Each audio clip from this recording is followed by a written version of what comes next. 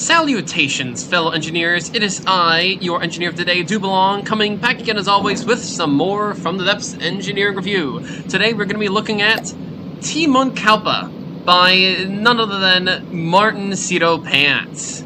You see, Martin never released Teimon Kauppa to the wider audience. Some extremely committed individual named Geen Glory Zonder decided that they would build the entirety of Teimon Kauppa block by block, according to how Martin built it during the streams. So as far as we know, and I'll take their word for it because this is a lot of work, this is exactly accurate.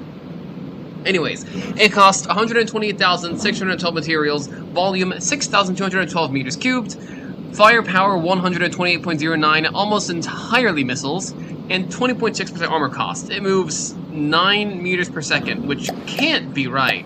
Receiving. So we're gonna have it go full throttle and see what exactly its actual top speed is.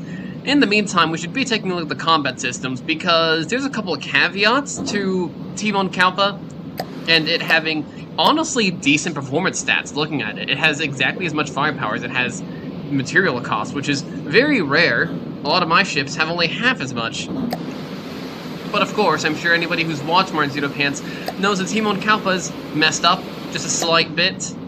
Namely, well, first of all, it's basically already sinking.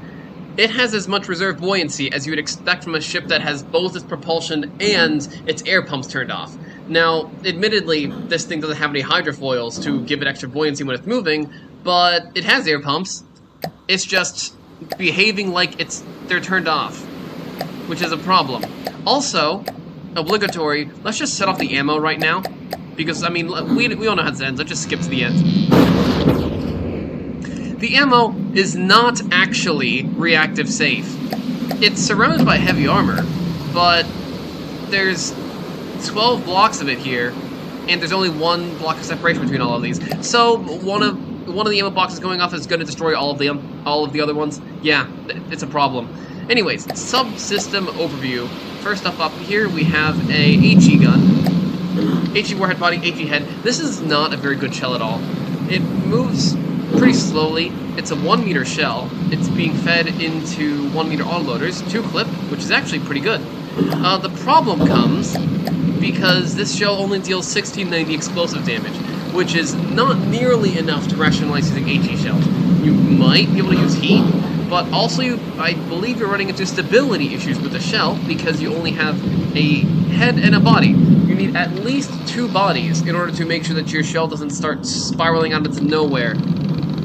The inaccuracy is real here. Do we have a base accuracy modifier for this?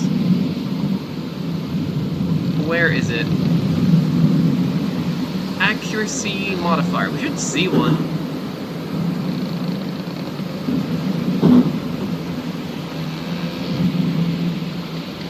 I'm not seeing it. There should be somewhere that says it's a bad idea. I just can't find it at the moment, unfortunately. The point is you do not want a tiny HE gun. Admittedly, though, you do get not very good, but decent material per firepower, which is surprising to me. And this gun also seems to be set up, except for the fact that it doesn't have enough recoil absorption, so it's going to be even less accurate.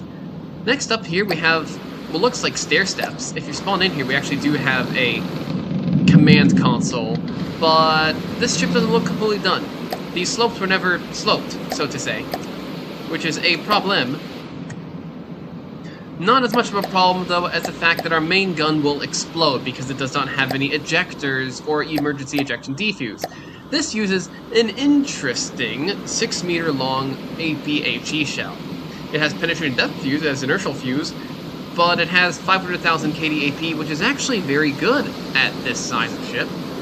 It just doesn't have any emergency ejection defuse, and even if it did, the shell is going to detonate in here because these guns don't have ejectors. This is actually 2 clip APS though, which surprises me. Although I believe there's a couple of issues, if I recall. Nope, all the autoloaders are fully satiated as well. I was honestly surprised this entire setup could quote-unquote work. Yeah, no, this gun seems to be set up perfectly fine, actually, bar the total lack of ejectors. Obligatory, though, we have to destroy the gun.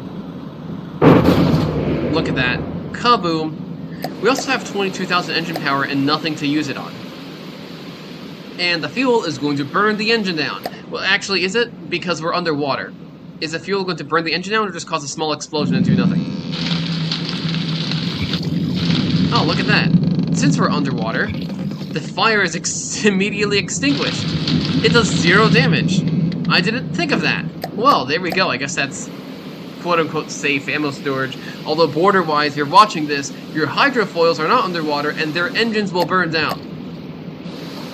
So, make sure to put your fuel not next to a place where they will burn down your engine. I don't really care how you do that. This is a Harmony 25K, an engine which confuses me incredibly, because it's got superchargers, and it's got injectors, which means that we get a very decent PPM at low RPM, and 500 PPM and 99 ppb at high RPM. Okay, maybe this isn't actually terrible. This matches it matches the less efficient engines in PPV, and it has pretty good power per material. What confuses me is that I would assume that the turbochargers do jack squat once we're actually up to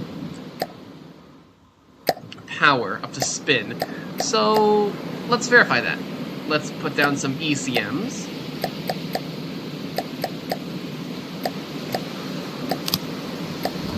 Set them to max usage, and of course we can actually make 25,000 power because we're going to heat up.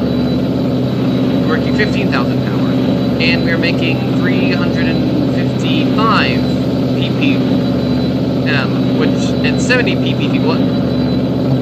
Why is it? Well, okay, I guess that makes sense. It appears that the Harmony 25K gives us bogus values when we're not actually under full load. The superchargers are doing nothing right now. They do stuff at low RPM. For some reason, superchargers don't do anything when we're engines at full tilt.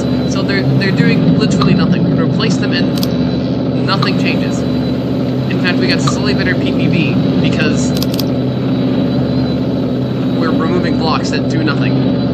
So, I mean, I guess superchargers will do some things when we're at mid-draw, but at that point, I would suggest, honestly, just putting in some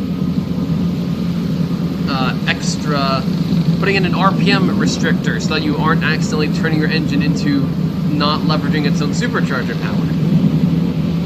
In general, though, superchargers and injectors seem to be a really funky combination, because, like, here, we're making 600 power per material, and how much power per volume is this? Does it not tell me the immediate power per volume here?